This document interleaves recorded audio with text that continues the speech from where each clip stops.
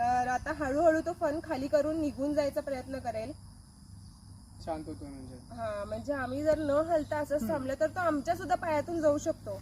तुम्ही हलू नका. तो जेव्हा चिडतो आणि अग्रेसिव्ह असतो तेव्हाच तो त्याचे फन उघडतो ना.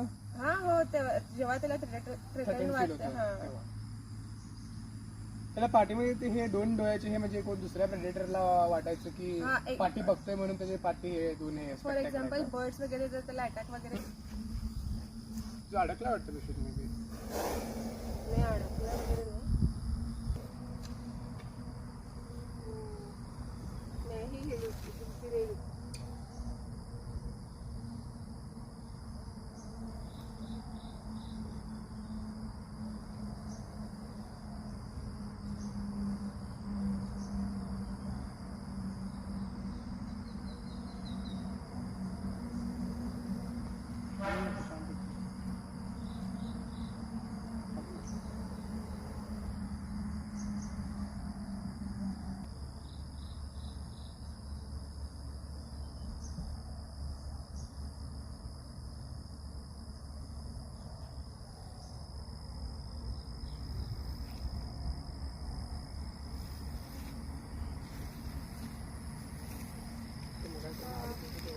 तर तो साप कसा बघितला तुम्ही,